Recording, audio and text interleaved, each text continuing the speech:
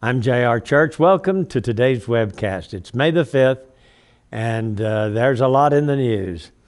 According to this report from Headline News, IsraelToday.com, Israeli officials told Haaretz, that's an Israeli newspaper, on Thursday that U.S. President Barack Obama recently assured European leaders that if the Israeli-Palestinian peace process is not moving forward by September or October, that he will convene an international peace summit. The purpose of convening an international peace summit could only be to impose a peace settlement on the two sides. And if Obama's policies of late are anything to judge by, that peace settlement would greatly favor the Arabs by incorporating nearly all of their demands. Palestinian officials this week also said that they had received assurances from U.S. Middle East envoy George Mitchell that if Israel did not start complying with U.S.-backed Arab demands soon, Obama would act to force Jerusalem's hand.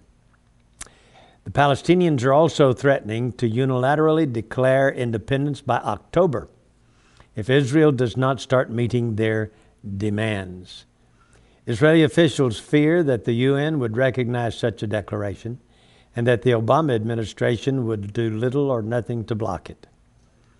Recent history has demonstrated that such reports, which are often leaked as pressure tactic against Israel, actually further delay peace negotiations, as the Palestinians are all too happy to remain defiant and wait on the international community to strong-arm Israel.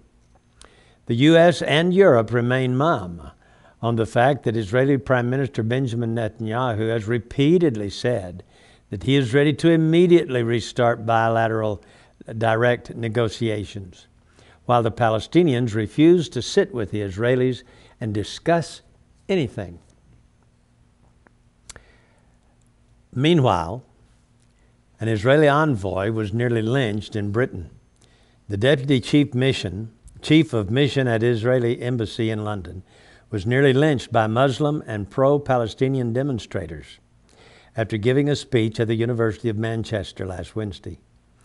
Talia Lador-Fresher said that her speech was repeatedly disrupted by demonstrators hoisting the Palestinian flags or yelling anti-Israel slogans.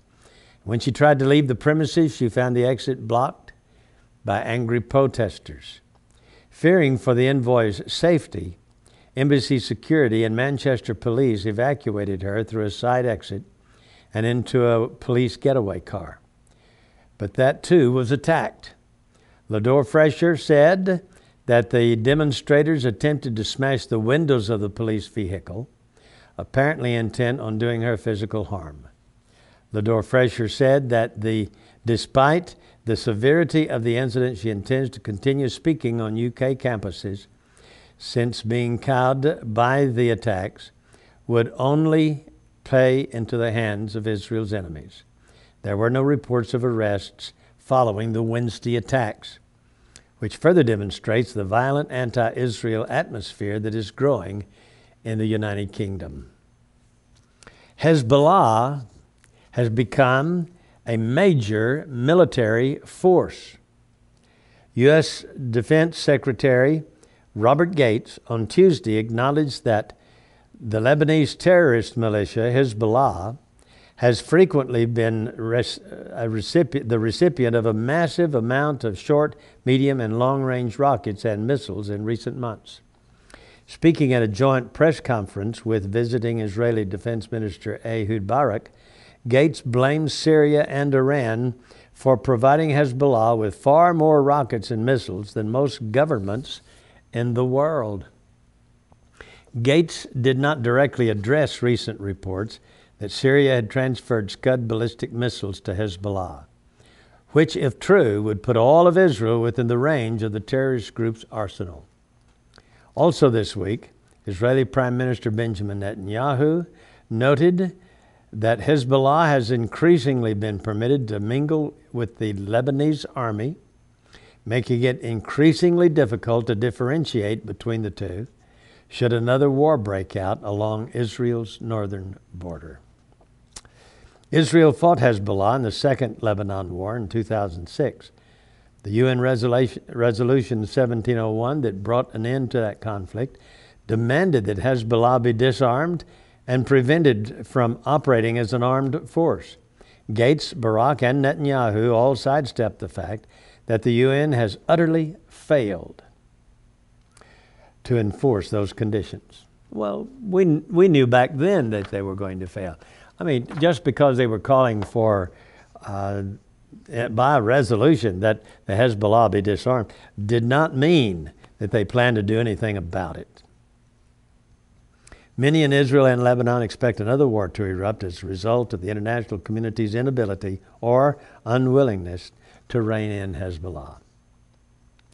And French President Nicolas Sarkozy reportedly told the Israeli President Shimon Peres, when the two met in Paris 2 weeks ago, that the current failure of the Middle East peace process is almost entirely the fault of Prime Minister Benjamin Netanyahu. Senior Israeli officials were briefed on the meeting recently and told Haaretz, under condition of anonymity, that it was a very difficult encounter for Peres.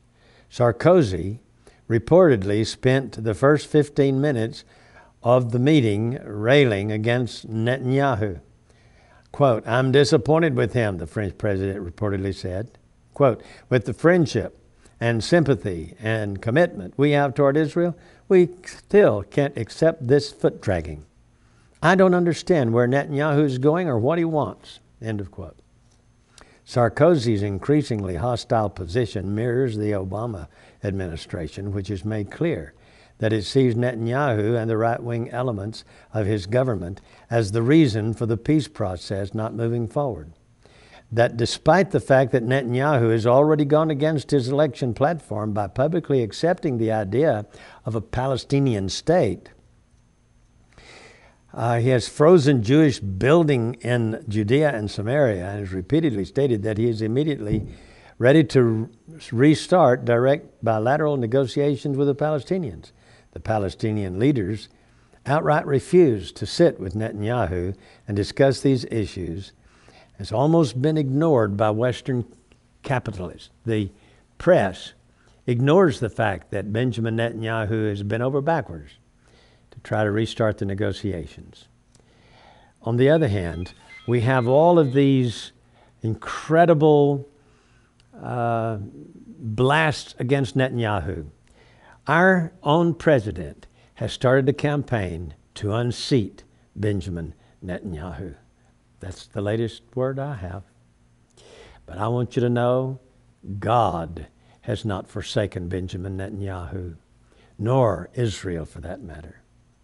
So we need to just keep praying for the peace of Jerusalem, pray for clarity and wisdom for these idiot leaders of the West, that they might wake up and realize that God reigns. I'm J.R. Church. We'll see you again tomorrow with our analysis of the news.